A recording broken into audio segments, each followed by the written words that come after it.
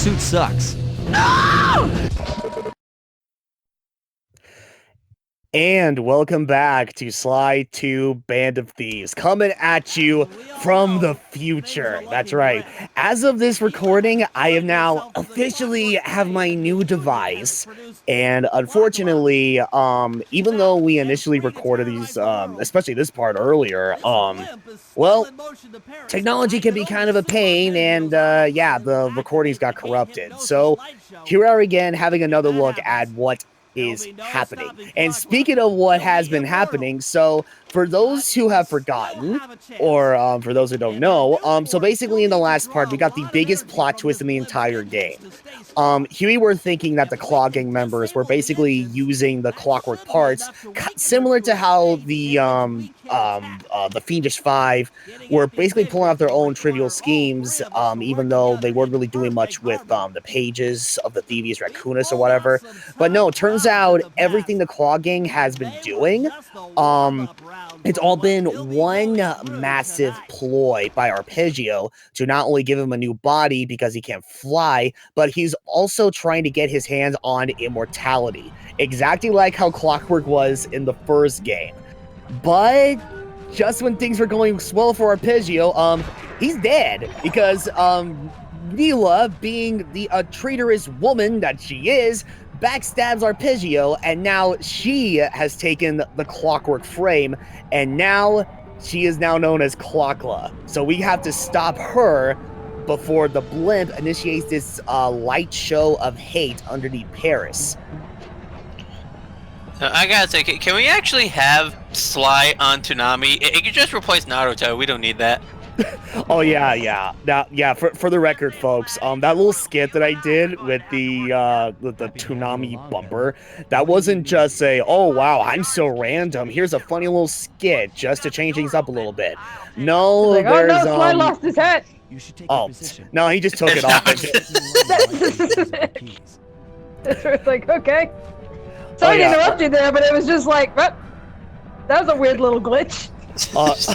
Oh yeah, once again, it was one of those cases where it's like, here we have Sly talking like through the binocucom or whatever, but even while he's on the binocucom, his idle animations when he's not moving, it's still going into an effect. So I guess one of his idle animations kicked in where he takes off his hat and puts it back on. And yeah, it seems like his hat was pretty much teleporting off of his hat and then back on. Yeah, kind of weird. But yeah, going back to the Toonami bumper skit, like, again, it wasn't just a joke that I decided to do because I was trying to be, oh lol, funny, random XD. No, there's a reason behind that, and I'm actually going to show that off in this part. But first and foremost, so the one thing that is powering up Clockla as of right now, because right now it's impossible for Sly, Bentley, Murray, or the Cooper gang to do any kind of damage to Clockla. And the reason being is because she is absorbing. Oh, hold that thought. This is what was going on with the Toonami bumper. See, this is where we get into a little bit of cheats in this game. So, ladies and gentlemen, as crazy as it may sound, if you've never seen this, you can actually use this cheat to use Tom from Toonami as a gadget. But Sup, bitches? okay, it's like, how do we get that? I hate Toonami! Oh, god damn it. Anime sucks! He killed himself! He hated Toonami that much! Yeah, it's because of Boruto. Nah, he just really hates Funimation. No, I guess one of the little henchmen, he used one of those, like, his little gadget that, shoots, like, a red laser from, underneath. And I guess that made contact with the guard that had the key. So, because the guard was killed while he was still carrying the key, that automatically failed the mission. Oh. Right. But it's like, but yeah, how is that, like, I guess cheating aside or whatever, I mean, like, how exactly do you get Tom in this game? 'Cause I didn't even know that was available here. I didn't know that either until I Oh, you remember those like scholastic book fairs that you run into like Yes. in elementary or middle school? Yeah, it turns out from like 20 years ago. I know. Yes, I know. It's like, wow, I just grew like 10 gray hairs just thinking about it now. Yeah. That's where I got all my Captain Underpants books. But yeah, it was like in 7th grade, my middle school had like one of those scholastic book fairs, and surprisingly enough, one of the books that you could buy from there was actually like a video game cheat book that for like the Xbox, the GameCube, and the PlayStation 2, and it also contained codes for Sly 2: Band of Thieves. So so sparking my curiosity, I looked at all the cheat codes, and lo and behold, it specified one particular cheat code where, yeah, you can utilize Tom as a makeshift alarm clock gadget, believe it or not. And why that's the case? Well, okay, I'm gonna go ahead and assume that, okay, back in 2005, like I think like when Sly 2 was still getting like a lot of promotion and like commercialism or whatever, Toonami actually like helped promote this game, and they did like a lot of like a giveaway events like during the Toonami block and all of that. It's like Toonami was like I guess a partner, as it were, to help promote the game. Yeah, So- I'm actually looking it up now. They had a Sly 2 Band of Thieves sweepstakes. That in, was it, yeah. 2004. Oh, 2004. okay. Oh, okay. But yeah, they hold like Toonami hold like a sweepstakes for Sly 2 Band of Thieves. So I guess as like a thank you for that, Sucker Punch went out of their way to add Tom into the game as a cheat code. Okay. So yeah, basically Steve Bloom reprised his role as Tom just for Sly 2. And I'm apparently reading the trivia here. This sweepstakes was open to all legal residents of the United States, except residents of Florida. Wait, Florida? Florida doesn't get Sly. Yeah, fuck Florida. Wait. All right, we're open to all U.S. residents except for Florida. It's like, wait, hold on, but Florida is what? Okay. Yeah, fuck Florida. You don't get Sly. God. It's like you got Walt Disney World. You have enough. Like, Florida- you have Florida- warm winters. All right, look, Florida, you still have to go out to like a GameStop and buy an actual copy of Sly 2 with your own money. You do not have permission to win a free copy of Sly 2. I'm sorry. Listen, you already have warm winters. Fuck your bullshit. It's like you got Universal Studios, you've got SeaWorld, you got Busch Gardens, you got Disney World. It's like, yeah, you got all this other fun shit. Yeah. But all right, but yeah. Going back to like the mission itself. So basically, in order to actually like do a full-fledged attack against Clockwerk, we need to disengage or like basically just like shut off the power to the main power engines that are on the blimp.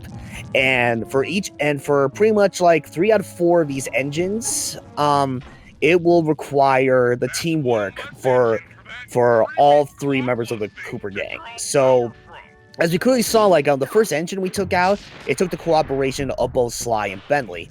And now from here, I can go ahead and take on the next engine. Will require the cooperation of both Bentley and Murray.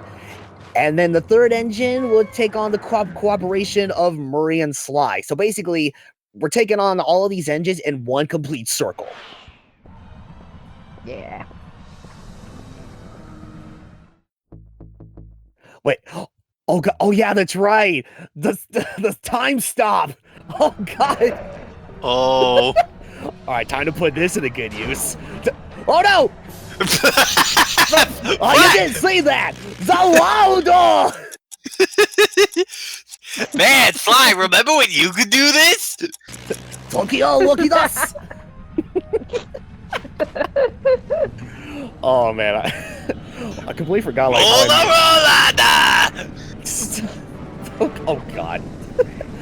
It's like I could. It's like funny enough. Oh man, remember it reminds me of my original intention for a little skit. I think at the time I was I was pressing for time, but my original intent was to actually like try to animate, like yeah, I actually had to re-download Flash somehow and try to reanimate, Bentley as freaking like Dio, like unleashing the world, and then how I would draw like Bentley's quote unquote stand. It would basically be like how the world looks in like the manga and anime, but it would mostly resemble like a Teenage Mutant Ninja Turtle.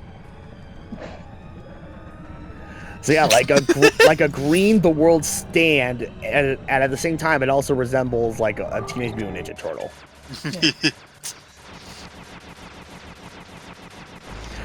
Good. That's okay though.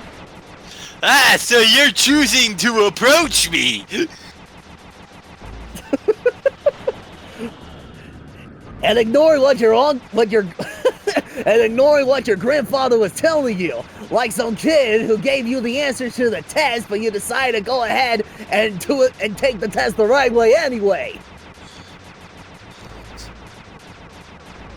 Yeah, I can't beat your ass if I don't get close enough. Oh god, okay, we need to stop.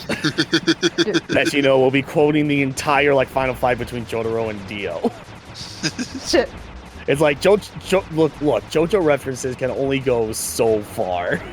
Well, at least until we get to part 5. God. Yeah, because then like Bentley, part 6. because Bentley then actually does kind of show up in part 5. Oh God. Oh. Yeah, come on. You know it's true. Yeah. Yeah, I remember. Yeah, you know it's true. Bentley saves the day at the end of part 5. Hashtag anime part 6. The mission on John Bisson's Iron Horse trains. Whatever part that was, I don't remember. It's just been that long. God.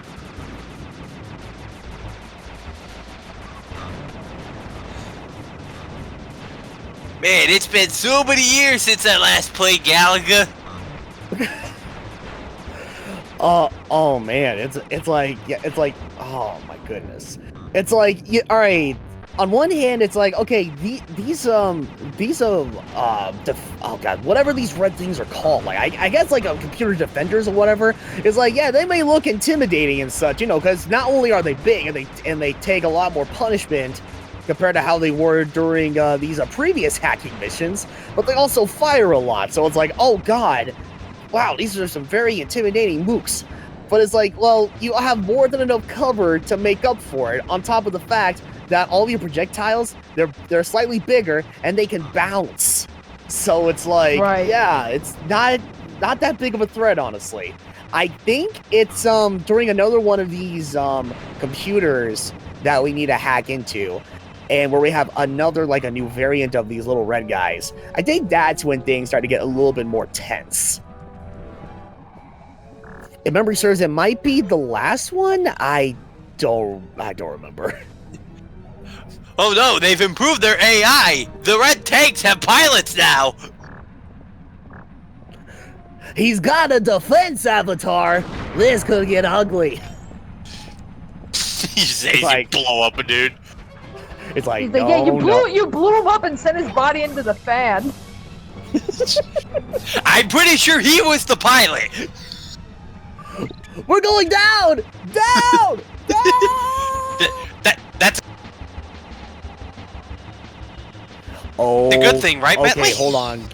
Here, this is it. All right, this was the one I'm talking about. All right, so okay. On one hand, unlike the other like a big or red nukes that we were trying to take out or whatever, it's like yeah, they're smaller, but not only do they fire just as fast and their projectiles are just as big and can deal a lot of damage, they also move.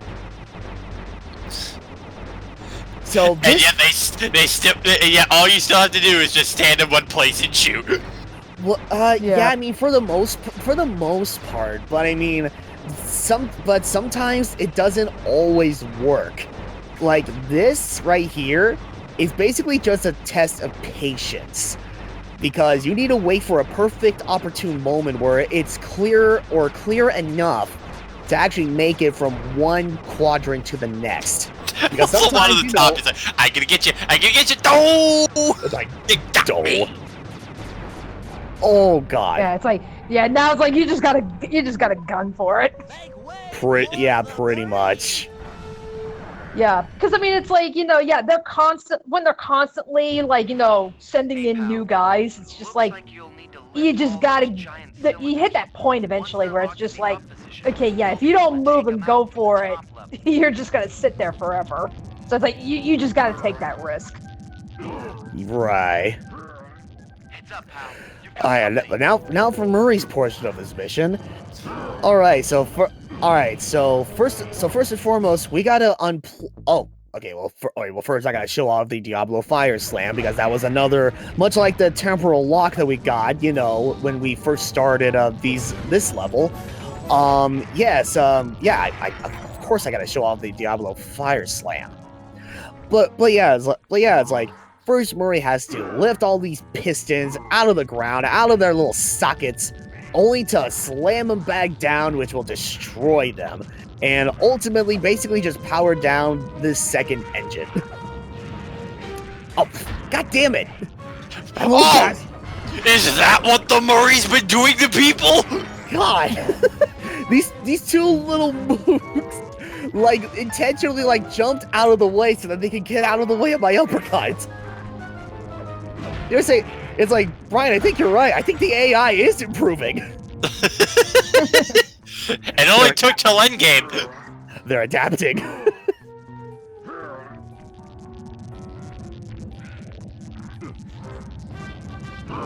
Wait, hold on, don't attack me yet. I'm almost done. I'm down to the last one. But I want to lift it. Go. Oh, God damn it. He's like, but wait, I want to lift it. No, only like, the Murray can lift out these pistons. Head up to the second level and thunderflop on the giant cylinder. Oh, fuck you. I could have left you alone, but I decided to take you out anyway. No witnesses. And that was the slightly tedious part. Now for the fun part, where he's just like belly flop or thunder flop on all of these pistons. And what's even great about this is, like, considering there is a shockwave with this attack or whatever, it will also take out these little robot drones at the same time. So you're basically doing loads of some very easy multitasking. Yeah, that's like, you have like no reason to like lose health here. No, not really. Unless if you were that unlucky that one of these robot drones like got a hit on you, but it's highly unlikely. Yeah, well, I mean, it's like you said, you've got the shockwave that's kind of protecting you. Yeah, you're right. The Murray has assured no survivors left the building. The Murray scores again. Oh God, Murray, there's blood everywhere. Slide, you forget how territorial hippos can be? It's like, oh no, his rage from all the spice is kicked in again somehow. Wait. How the hell does that even work? I think there's a leak in the containment. He had backup bags. Oh. I could. Like, it's medicinal, I swear. Man. It's like, it's for medicinal purposes. Oh God, Murray's a crack addict. Oh. No, it's medical. Seriously though, don't do drugs. Just don't do them. And if you are doing them, stop it. Get some help.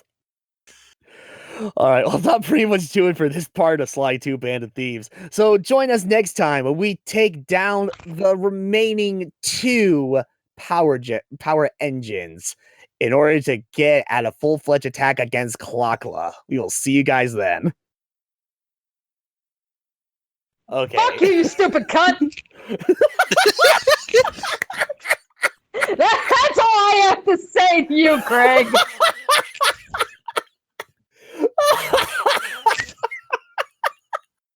What a great start to the recording. It's like, fuck you, Craig, you cunts!